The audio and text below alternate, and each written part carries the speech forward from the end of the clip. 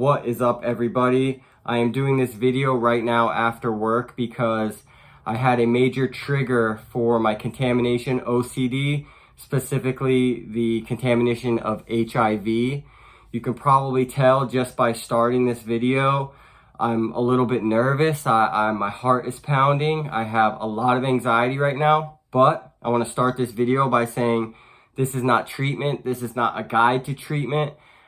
I simply do this video so people understand that they're not alone and what they're going through, other people go through too, and to see that maybe everything will be okay. So that's why I'm doing this video. I was at Lowe's with my employee and we had a cart. We were getting some supplies for our job tomorrow. And as we were checking out, I look at the cart handle and I see what looks like to me a thumbprint of dried blood. Now, initially that freaked me out. And what freaked me out even more about it is what at the beginning of the day, if you can see, you can barely even see it. I cut myself just a little bit on my thumb, barely even enough to bleed. It basically just got red and that was it. But I realized that I don't know where on this cart I have my hand. I could have had my thumb right on top of that red stain. Now it freaked me out. I mean, the back of my neck got tingly. I instantly started sweating, and the only thing I could think about was being certain whether or not that was blood. And I even mentioned something to my employee like, wow, that's gross, you know, what could that be? And he's like, well, look, instantly, this is how his brain worked. Instantly, he said, well, look, this cart's really rusty. It could be just rust. It could be anything. And I said, no, man, I really think that's blood. I got a little cut on my thumb from this morning. He's like, oh, man, I think I have a little cut on my thumb too. But then it was over for him. And for me, we get in the truck and that's all I could think about. We just got home and it's all I can think about. And I knew not to type in the words, can you get HIV from dried blood? I've done it in the past. I know that's just seeking reassurance, but I did. And I was sitting out in my garage reading it, getting all the answers that I wanted to get. And I realized, you know, all I'm doing is making this cycle stronger for the next time by showing my amygdala and the part of my brain that's giving me this signal, hey, there could be a danger here. Let me do research. Now you're training your brain that this is an actual threat, when all of us know that there's a 0% chance that anybody could contract AIDS through that type of exposure. But to me, it feels real. It feels like there's absolutely a chance. And honestly, a year ago, maybe a little bit more than a year ago, I would most likely be going to get an HIV test right now because of that type of exposure, because of that potential exposure. I don't even know what that was. It could have been anything that was red in color or even dark brown in color. I didn't see somebody bleed. I didn't get somebody's blood on me.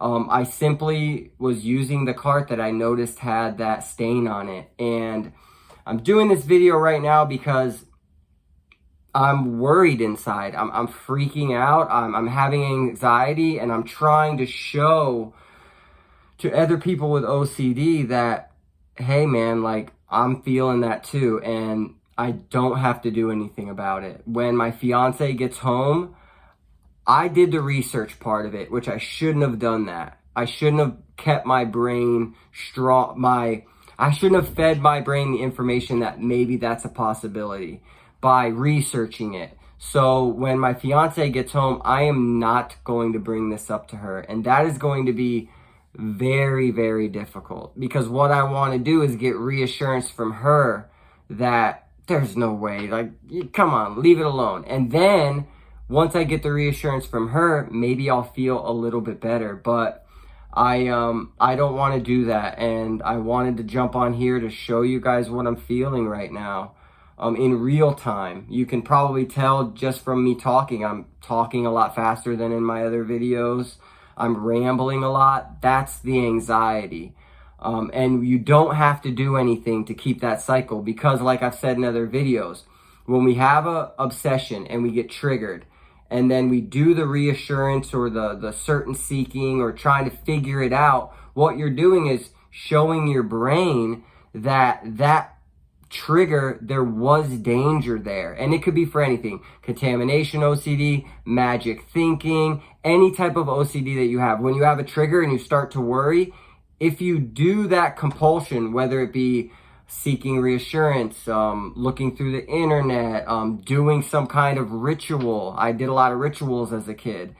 You're training your brain that there is danger there. And every time something like that happens, send me an alert, because obviously there's a problem, because I'm going to do all these things. And what we want to do with OCD therapy and exposure response prevention is, when we get that trigger, do nothing about it. To show the brain, hey, I'm sending you all these signals. You should be scared. You should be terrified. But you're not doing anything. Well, the brain will learn there must be no danger in that situation, and over time send you less and less powerful signals about that type of stimulus. So I'm not going to talk to my fiance about it. I'm going to let it end right here, right now. And that's going to be very, very difficult for me to do. But I'm promising everybody that's watching this video, wondering if they're okay, that I'm not going to do anything about this situation to show you that everything's okay. And so that maybe just tonight, you can be strong too and stop the compulsions. So I hope this helps somebody. Like always, like this video so other people can find it. Dude, it chokes me up. This is real life stuff that we deal with, and it's difficult. So you're okay. Let this feeling happen. Let it pass. That's what we can do. Like this video so other people can find it. Leave me a comment of a time you were freaked out about your OCD, but did nothing about it. And look, you're still here today. So, hey, from the bottom of my heart, everybody struggling with this, I love you. Let's get through this together.